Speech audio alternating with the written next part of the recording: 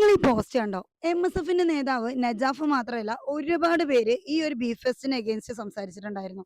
ഒരാൾക്ക് താല്പര്യമില്ലാത്ത ഭക്ഷണം അയാളുടെ വായിൽ കുത്തിക്കയറ്റുന്നത് തെറ്റാണ് എന്നുള്ളത് എന്റെ പെർസ്പെക്റ്റീവ് തന്നെയാണ് എന്റെ.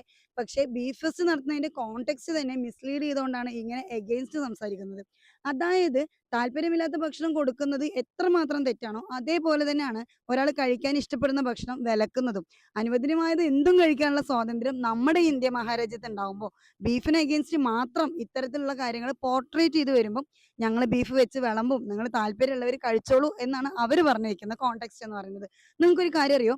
കേരളത്തിൽ ഒരിക്കലും ഇത്തരത്തിലൊരു ഫുഡ് ഒരാളുടെ വായിലേക്ക് കുത്തിത്തിരിക്കുന്നത് പോസിബിൾ ആയിട്ടുള്ള കാര്യമില്ല.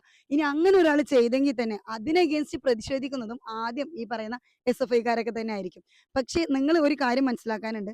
നിങ്ങൾ എന്തെങ്കിലുമൊക്കെ രാഷ്ട്രീയ വിരോധം കൊണ്ടോ അല്ലെങ്കിൽ വേറെ പൊളിറ്റിക്കൽ ബെനിഫിറ്റ് വിചാരിച്ചിട്ടോ ഇത്തരത്തിലുള്ള ബീഫിന് അഗെയിൻസ്റ്റ് ഒക്കെ അല്ലെങ്കിൽ ബീഫ് ഫെസ്റ്റിന് അഗെയിൻസ്റ്റ് ഒക്കെ വരുമ്പോൾ ബീഫ് നിരോധനത്തിനൊക്കെ പ്രോത്സാഹിപ്പിക്കുന്നതിന് തുല്യമാണത്.